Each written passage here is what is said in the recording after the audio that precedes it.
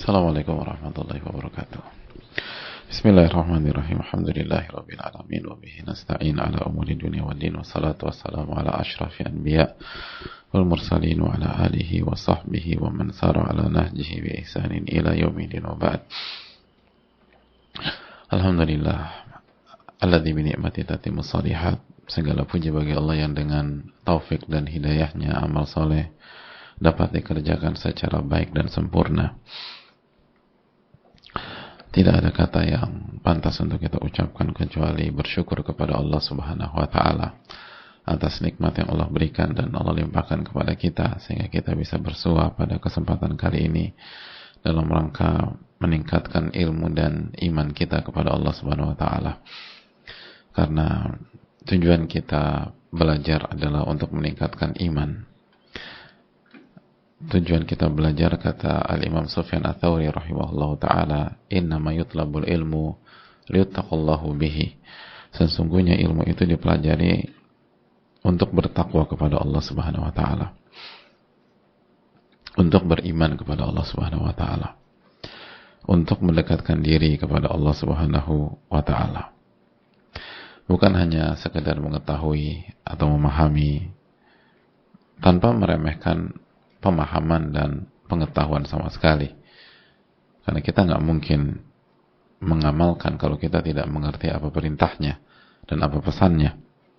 Namun sebatas memahami tanpa ada amalan, tanpa ada action, tanpa ada upaya, maka akan hanya membuat ilmu sebagai bumerang bagi kita pada hari kiamat. Oleh karena itu yang perlu kita tanamkan bersama-sama, hadirin Allah muliakan. Sebagaimana salawat dan salam semoga senantiasa tercurahkan kepada junjungan kita Nabi kita Muhammadin alaihi salatu wassalam beserta para keluarga, para sahabat dan orang-orang yang istiqomah berjalan di bawah naungan sunnah beliau sampai hari kiamat kelak.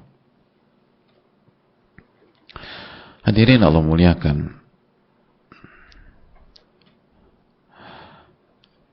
kembali bersama Al-Imam Yahya bin Sharaf bin Murri Abu Zakaria, atau yang biasa dikenal dengan nama Al-Imam An-Nawawi rahimahullahu ta'ala. Dan kita bersama dengan bab birrul walidain dan silatul arham, bab berbakti kepada orang tua dan menyambung tali silaturahim. Dan ini bab yang sangat penting dalam kehidupan kita, dan begitulah karakter dari buku yang luar biasa ini, bahwa bab-bab yang disampaikan adalah bab-bab yang sangat berkaitan dan berhubungan dan menjadi bagian dari kehidupan. Oleh karena itu, semoga Allah memberikan taufik kepada kita untuk mempelajari buku ini sampai tuntas, karena sekali lagi untuk bisa mendapatkan perubahan yang diinginkan, maka kita harus istiqomah. Sebagaimana kaidah para ulama, man tsabata nabat, barang siapa yang kokoh konsisten di satu titik, maka itu yang akan tumbuh. Barang siapa yang konsisten mengkaji sebuah kitab misalnya sampai selesai, itu yang akan tumbuh. Makanya kata para ulama seperti Az-Zarnuji rahimahullah dan yang lain-lain, bahwa di antara keberkahan adalah menyelesaikan buku yang kita pelajari. Menyelesaikan buku yang kita pelajari itu salah satu bentuk keberkahan ilmu. Ilmu yang akan membawa dampak kepada kita. Hadirin Allah muliakan, maka semoga Allah Subhanahu wa taala memberikan kita keberkahan ilmu dan ilmu nafi, dan bukan hanya sekedar ilmu teori, sebagaimana ucapan Al-Imam Asy-Syafi'i rahimahullahu taala, al-ilmu ma nafa' wa laysa ma hufidh. Ilmu itu yang bermanfaat, bukan yang sebatas dihafal. Hadirin Allah muliakan, kita akan kembali bersama dua ayat yang sangat penting dalam birrul walidain dan senantiasa dibawakan oleh para ulama kita, para guru-guru kita, yaitu surat Al-Isra ayat 23 dan 24. Wa qad rabbuka alla ta'budu illa iyyah wa bil walidaini ihsana imma yablughanna 'indakal kibara ahaduhuma aw kilahuma fala taqul lahumā uff wa la tanharhumā wa qul lahumā qawlan karīmā wakhfid lahuma janaha dhulli minar rahmah wa qur rabbirhamhuma kama rabbayani shaghira. Dan Rabbmu telah memerintahkan untuk tidak beribadah kepada selain dirinya, tidak beribadah kecuali kepada Allah Subhanahu wa taala semata, dan berbakti kepada orang tua. Dan apabila salah satu dari mereka atau keduanya mencapai usia tua, mencapai usia sepuh, maka jangan mengatakan jangan suara tinggi, jangan bersikap yang nggak nyaman, dan ucapkanlah ucapan yang mulia, ucapan yang mulia. Selalu ucapkan ucapan yang mulia. Wakhfid lahuma janaha dhulli, dan rendahkan dirimu, rendahkan hatimu di hadapan mereka berdua, siapapun Anda, setinggi apapun kedudukan Anda, sehebat apapun Anda di masyarakat Anda. Berlakulah sebagai seorang anak. Bahkan ulama mengatakan berlakulah sebagai seorang hamba sahaya di hadapan majikannya, sebagaimana itu disampaikan oleh Sa'id bin Musayyib dan para ulama yang lain, disampaikan Ibnu Abbas, dan disampaikan ulama-ulama yang lain, dan dinukilkan Imam Qurtubi dan lain sebagainya. Tawaduklah sebagaimana seorang hamba sahaya yang bersalah ketika berhadapan dengan tuannya yang keras dan kasar. Itu yang disampaikan oleh para ulama. Dan mudahkan selama tidak haram. Lalu setelah itu kita diperintahkan untuk berdoa, wa qur rabbirhamhuma kama rabbayani shaghira. Wa qur rabbirhamhuma kama rabbayani shaghira. Wahai Rabbku, rahmatilah mereka berdua sebagaimana mereka telah mendidikku ketika aku kecil.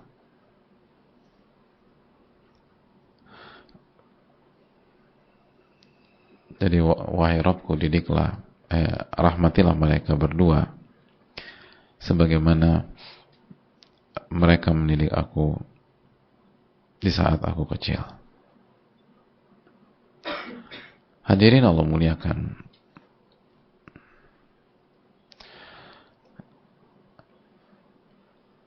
kata para ulama kita, ada banyak pelajaran yang bisa kita petik dari doa ini. Coba kita pelan-pelan bahas satu demi satu di saat kita mengkaji bab ini, atau dalam saat kita mengkaji ayat ini.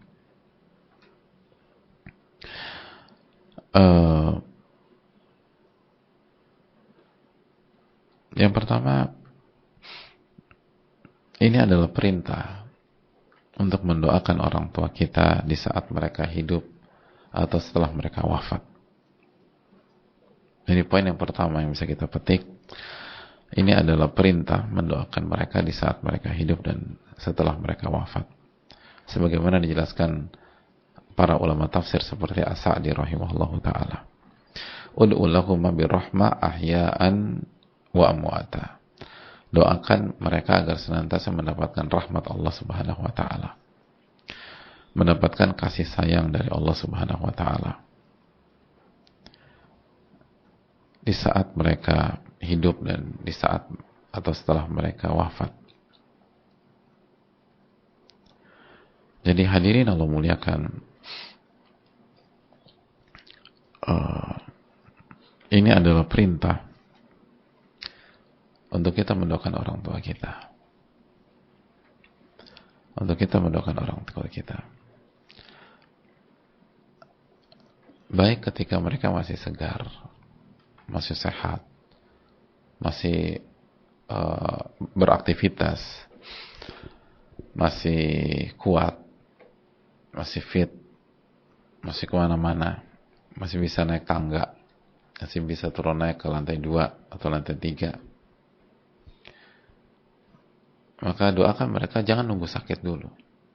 Jadi jangan nunggu mereka terbaring, jangan nunggu mereka sudah lumpuh, Jangan nunggu mereka tidak sadarkan diri, jangan tunggu mereka koma, jangan tunggu mereka terpuruk secara fisik sebagaimana yang dilakukan sebagian orang, sebagian anak nggak pernah doakan orang tuanya kecuali sampai demikian. Walaupun kalau anak seperti itu bertobat, semoga Allah terima tobatnya dan hendaknya dia jaga doanya kepada orang tua. Tapi yang maksimal dan yang ideal, doakan mereka dari awal. Doakan mereka dari awal. Doakan Rabbik firli wali walidayya warhamhuma kama rabbayani saghira atau Rabbirhamhuma kama rabbayani saghira. Ya Allah, rahmati mereka sebagaimana mereka mendidik aku ketika aku kecil. Doakan. Itu hal penting. Sebagaimana doakan mereka setelah mereka wafat. Dan ini pelajaran bahwa bakti kepada orang tua tidak berhenti dengan wafatnya orang tua kita. Bahkan kita harus lebih semangat lagi, lebih getol lagi, lebih totalitas lagi. Karena mereka sudah selesai dengan aktivitas dan ibadah mereka. Tapi apabila kita mendoakan mereka, mereka tetap bisa dapat pahala. Sebagaimana sabda Nabi SAW, "Idza mata ibnu Adam in qata'a amalu illa min thalath." Jika anak Adam wafat, maka terputuslah seluruh amal-amalnya kecuali 3 hal. Shadaqatun jariyah, sedekah yang mengalir, wa ilmun yuntafa'u bih, dan ilmu yang bermanfaat, wa waladun salihun yad'u lah, dan anak yang saleh yang senantiasa mendoakan dia. Hadirin Allah muliakan, doakanlah orang tua kita. Dan ulama juga mengatakan kepada kita bahwa kalau mendoakan orang tua adalah salah satu parameter dan tolak ukur kesolehan kita. Karena Nabi SAW mengatakan waladun salih yad'ulah. Waladun salihun yad'ulah. Kesolehan dan doa kepada orang tua sama-sama sifat bagi anak tersebut. Jadi sama-sama sifat bagi anak tersebut. Sebagaimana yang ditangkap dan dimengerti oleh orang yang belajar bahasa Arab. Waladun salihun yad'ulah. Na'at man'ut atau sifah dan mausuf dalam ilmu bahasa Arab. Jadi antara anak dan kesolehan, jadi yang disebutkan oleh Nabi SAW adalah anak yang punya sifat kesolehan. Anak yang punya sifat kesolehan. Jadi kesolehan menjadi sifat dia, bukan kadang-kadang. Kadang-kadang soleh terus kumat, kebanyakan kumat. Nanti 1-2 hari soleh lagi. Enggak, ini sifat. Dan kita tahu sifat itu, ya dia akan istiqomah dengan itu. Lalu yang kedua, sifatnya senantiasa mendoakan orang tua. Jadi bukan sekali-kali, bukan setahun sekali,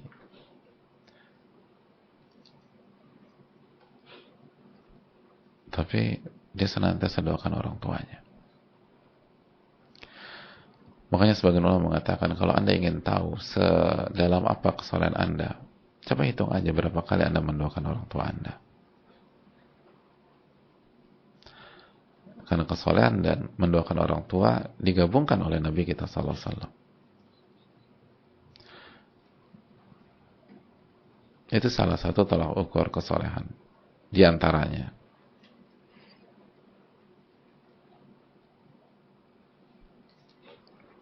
Tanpa meremehkan cabang-cabang keimanan yang lain dan tetap memperhatikan cabang-cabang keimanan yang lain. Jadi doakan. Doakan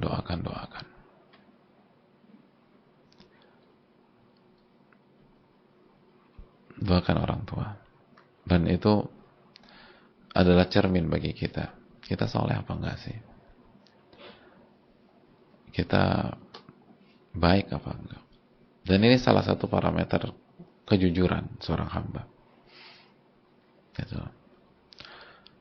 Karena kalau hanya sebatas muji-muji orang tua depan wajahnya atau depan mukanya orang tua, atau di hadapan orang, atau ngangkat-ngangkat orang tua di hadapan publik, tapi dia nggak pernah doain orang tuanya, itu khawatir nggak jujur, khawatir ya. Tapi kalau dia benar-benar doakan orang tuanya, dan orang tuanya mungkin nggak tahu, anaknya doakan orang tuanya terus, anaknya nggak report, tapi setiap sujud dia doakan, setiap sholat didoakan, setiap hari didoakan, orang tuanya didoakan. Bukankah itu tanda keikhlasan seseorang? Bukankah itu tanda kebaikan seseorang dan kesalahan seseorang? Makanya sekali lagi, ini bukan tentang sebatas orang tua, ini tentang kita loh hadirin. Ada banyak anak nggak mau doakan orang tuanya karena sakit hati. Coba renungkan ini sebelum kesel sama orang tua, coba pikirkan nasib kita sendirilah.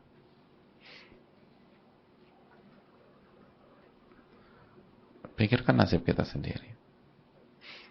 Bagaimana kita ingin masuk surga kalau kita tidak soleh, kalau kita nggak bertakwa? Dan salah satu sifat orang bertakwa dan orang soleh adalah mendoakan orang tua.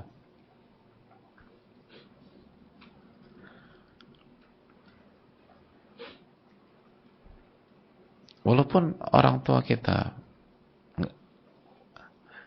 nggak baik, ya walaupun orang tua kita jahat dulu, doakan orang tua. Kecuali sebuah kondisi pengecualian yang nanti kita akan bahas. Bi'idznillah ta'ala. Ada satu kondisi pengecualian ada kondisi pengecualian yang dijelaskan oleh para ulama. Tapi sekali lagi, ketika orang tua kita muslim dan muslimah, doakan orang tua kita. Dan kita yang pertama kali akan mendapat manfaatnya. Karena sebagian anak sekali lagi nggak mau doakan orang tua. Bukan karena lupa, dia sakit hati sama orang tuanya. Dia kecewa berat dengan orang tuanya. Dia marah sama orang tuanya. Karena dia nggak mau doakan. Jangan.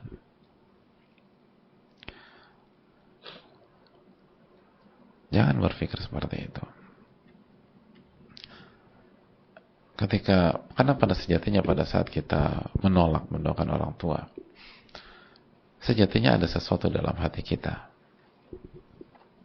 Dan sesuatu itu bisa membahayakan kita pada hari kiamat kelak. Sesuatu itu bisa membahayakan kita pada hari kiamat kelak. Kenapa demikian? Karena hadirin Allah muliakan, Allah Subhanahu wa taala berfirman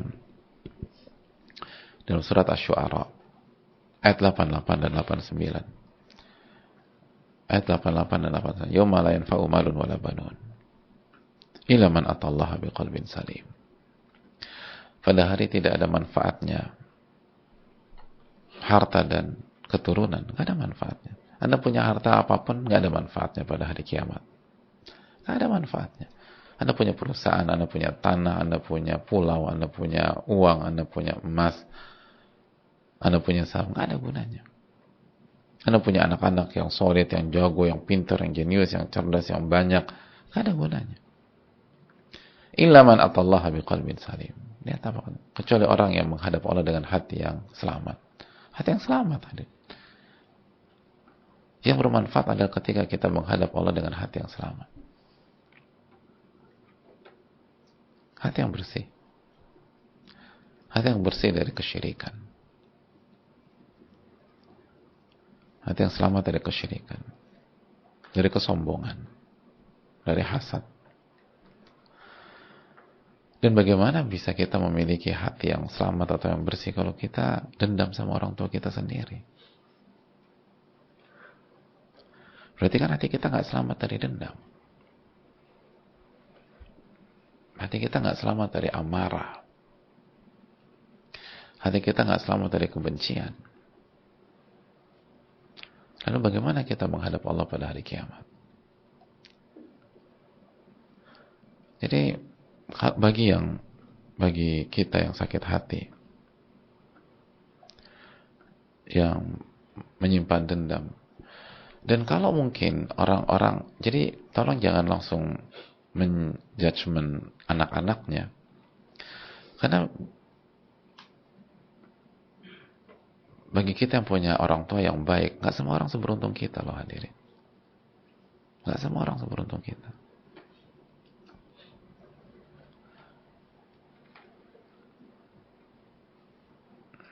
Ada orang mengatakan, gue tuh nggak habis pikir sama dia ya. Kok bisa dia benci banget sama ibunya, sama bapaknya. Gue tuh sejelek-jelek bokap gue atau nyokap gue nggak akan benci sama mereka. Iya, Anda bisa ngomong demikian karena selama dari kecil Anda diasuh sama orang tua Anda. Anda dibiayai sekolah, Anda dikursusin. Dari kecil setiap keinginan Anda diberikan. Anda dikuliahin. Sebagian Anda dikuliahin ke luar negeri. Lalu diberikan mobil, diberikan motor, kos-kosannya dibayarin. Begitu lulus, kerja di perusahaan orang tua. Anda nggak pernah ngalamin dipukulin orang tua misalnya. Ada anak-anak dipukul orang tua.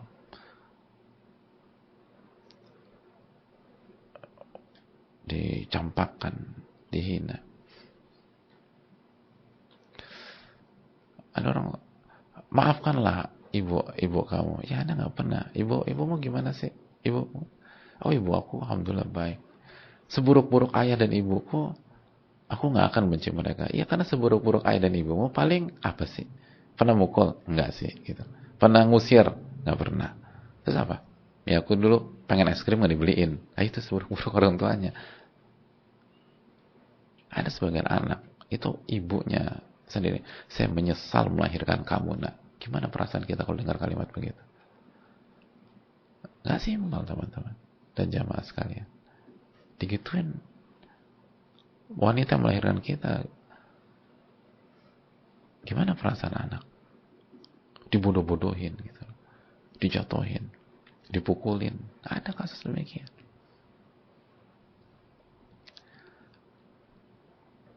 Maka jangan mudah menjudgment orang atau memvonis orang, apalagi kita nggak punya pengalaman seperti dia. Hidup kita enak, nyaman, seorang tua selalu ada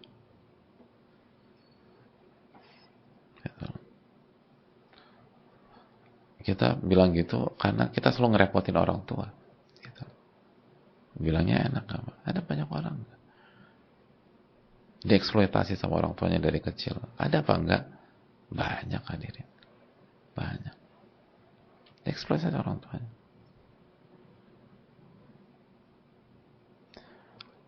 Dia lihat sendiri gimana ayahnya mengkhianati ibunya.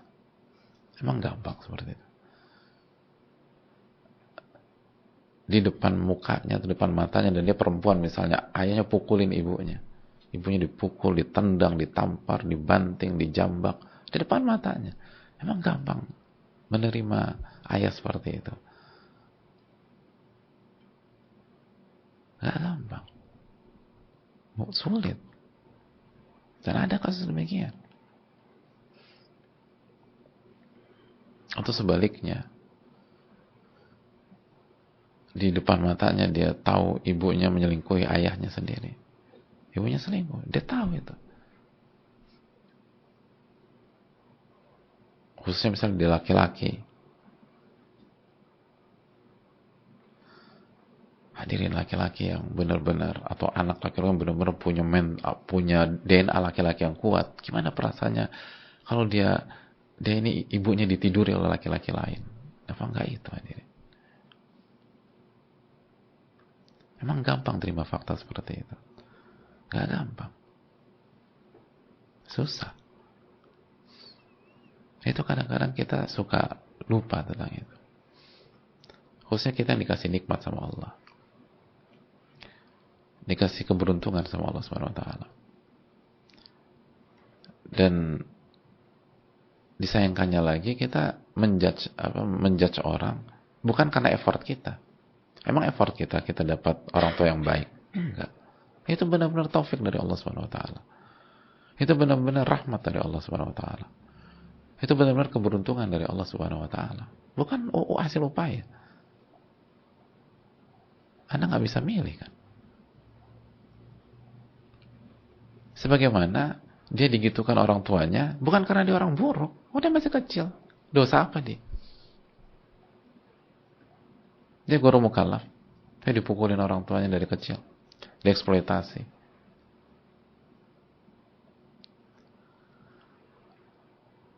Dibuat trauma. Dia melihat pemandangan-pemandangan yang bisa berdampak besar pada saat dia dewasa. Kan gak mudah. Dan banyak kasus demikian. Jadi kita harus punya rasa empati lah sama orang, hadirin.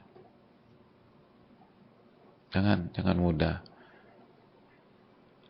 mudah menyimpulkan padahal kita nggak tahu kondisinya gimana.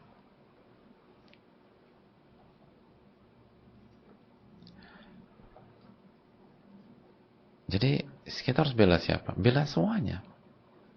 Gimana biar orang tuanya bertobat dan anaknya tetap bersih hatinya dan berbakti sama orang tuanya untuk kepentingan dia.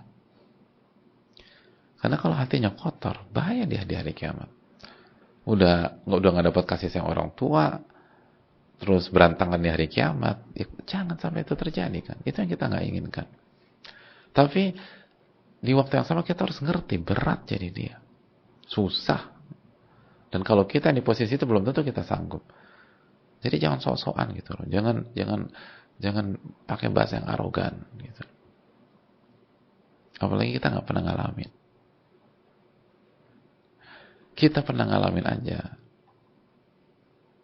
Nggak semua orang dikasih mental seperti kita. Kita pernah ngalamin aja. Nggak semua orang dikasih taufik seperti kita. Itu bukan karena kita hebat. Itu karena Allah tolong kita. Benar nggak sih hadirin sekalian? Di banyak bidang lah. Emang di banyak bidang kehidupan. Emang kalau kita bisa, orang lain pasti bisa apa? Hah? Belum tentu kan? Benar kan ya? Belum tentu. Hah? Kita bisa nih. Emang orang lain pasti bisa? Belum tentu. Makanya kalau gue aja bisa, masa lo nggak bisa? Kira-kira kalimat yang sering kita dengar ini tepat 100% nggak? Enggak. Takdir beda-beda kok. Emang takdir sama.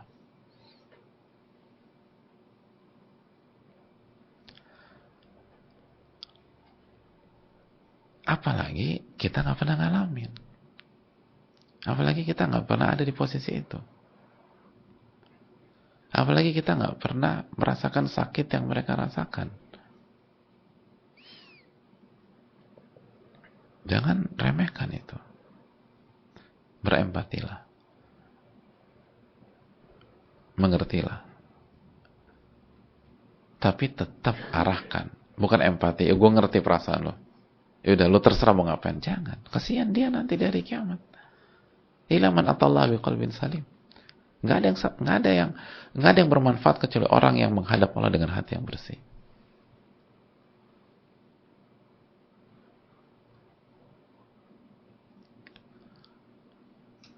Nggak ada. Ada orang dicampakkan, ayahnya mencampakkan dia. Ada ayahnya merongrong dia. Dari kecil dieksploitasi sama ayahnya. Ayah yang harusnya jadi pemimpin keluarga, harusnya menyayangi anak khususnya anak perempuan, menjadi pondasi setelah Allah Subhanahu wa taala, menjadi sosok yang bisa menengahi, bisa menampung air matanya. Ternyata jauh panggang dari api. Di luar ekspektasinya. Lalu kita dengan santainya sambil ngunyah gorengan gitu, ya lo maafin deh bokap lo, jelek-jelekan bokap lo juga, ya lo gak pernah punya bokap kayak dia kan. Itu gorengan pakai duit lo, Enggak, tadi minta sama bokap. Ya itu. Anda sampai hal sederhananya Anda bisa minta sama ayah Anda. Dia nggak bisa. Dia dieksploitasi sama ayahnya. Dia jadi tulang punggung. Orang tuanya santai-santai. Dan jahat pula. Harusnya dibaik-baikin. Enggak, diserang, di segala macam. Gak mudah. Berat. Dan disitulah kejujuran. Itu kejujuran. Makanya, apa solusinya? Doakan mereka. Sebelum mikirin yang lain, pikirin diri kita dulu lah. Wa ma khalaqtul jinna wal insa illa liya'budun. Tidaklah aku ciptakan jin dan manusia kecuali untuk beribadah. Dan salah satu beribadah kepada Allah, doakan orang tua. Bukankah doa ibadah? Ad-du'a wal ibadah. Doa itu ibadah. Terlepas apa kontennya. Dalam case ini, kontennya adalah mendoakan orang tua. Tapi doa inti ibadah. Doa itu tauhid kepada Allah. Jangan sampai kita menolak salah satu cabang ibadah yang sangat agung gara-gara makhluk.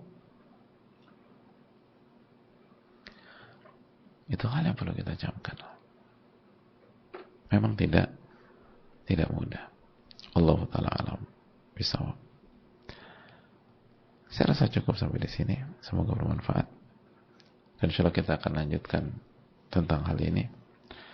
Dan semoga Allah memberikan taufik kepada kita. Dan sekali lagi dukung semuanya. Dukung anaknya dan dukung orang tuanya. Orang tuanya ajak taubat kepada Allah. Nggak ada kata terlambat. Taubatlah sama Allah. Kalau orang tuanya sudah wafat dan muslim, semoga Allah ampuni orang tuanya. Dan anaknya support. Tapi ngerti lah kita. Nggak mudah. Dan yang paling penting banyak-banyak bersyukur kepada Allah. Kita nggak diuji seperti ujian dia. Kalau kasih orang tua yang Masya Allah. Walaupun ada kekurangan.